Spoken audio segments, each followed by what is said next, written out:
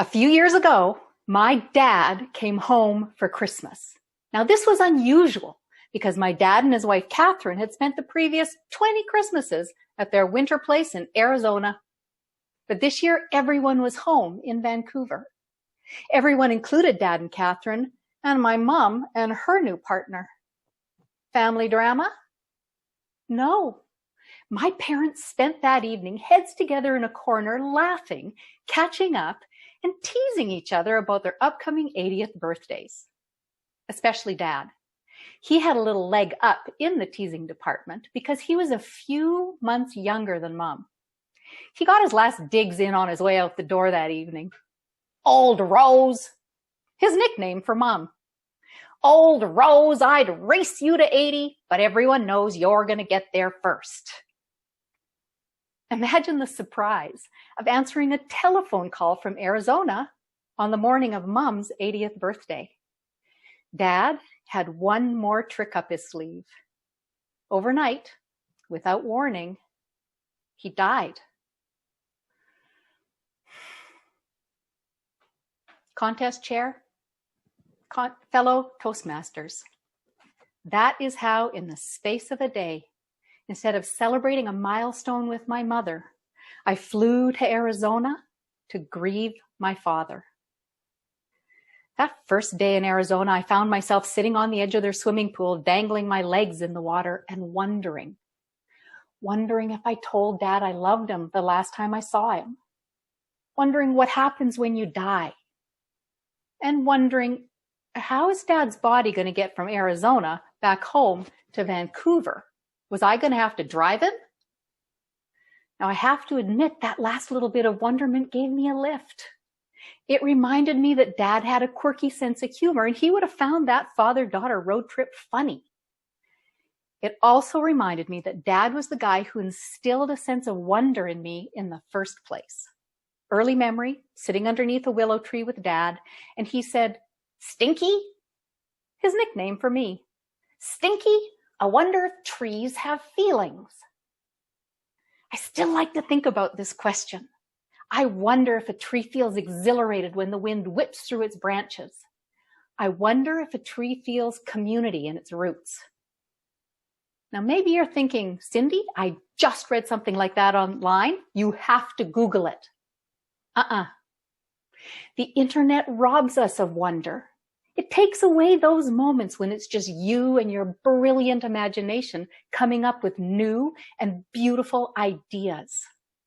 Sure, there's lots of questions I Google, but there are some questions I prefer to ponder, and I park them right up here in Cindy's Wonderland. I especially value those moments of wonder that connect me to somebody I love, like Dad.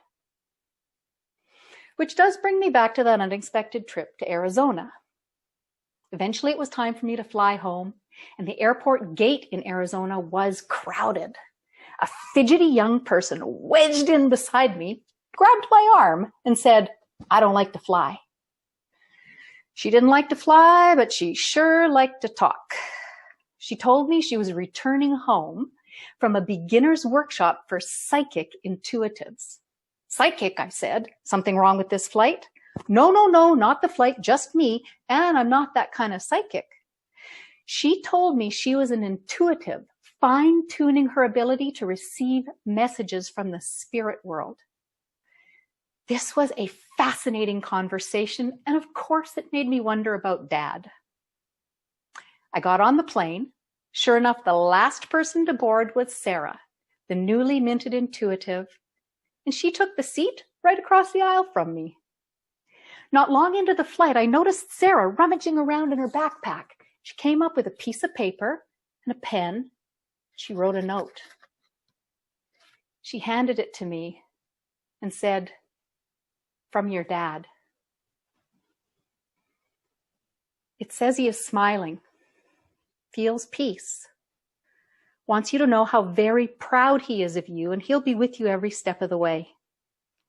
He will send you signs to let you know he's there. And then she's written, "Butterfly? Bird? ?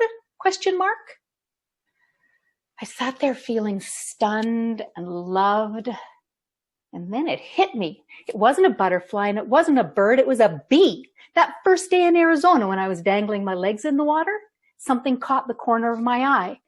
There was a leaf floating on the surface of the water, and sitting on that leaf was a huge bumblebee. I leaned in for a closer look. The bee was in no distress, just floating along, grooming its fuzzy leg. The leaf came to rest right in front of me, and I remember wondering at the time, is that normal for bees in Arizona? But now I wonder, was that a sign from Dad? Does Dad send me bees? I don't know. And I'm not looking for an answer.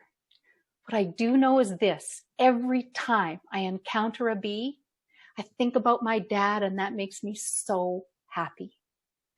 What I've got is this beautiful moment of wonder that connects me to somebody I love.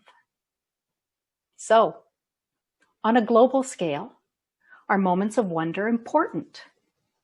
Yes. All new and beautiful ideas are born out of wonder. Now, I'm pretty sure we're all wondering a lot of the same things right now. COVID things. Consider this. Wonderment is leading to those new ideas, a vaccine, a cure, the new social norms that are going to end this pandemic and keep us safe. And the beautiful ideas, the art, the music, the comedy, and the pot banging that lift our spirits and get us through. Remember, the next time a question has you reaching for an answer, pause for a moment of wonder. Dust off your brilliant imagination and discover the new and beautiful ideas that can only come from your wonderland. Contest chair.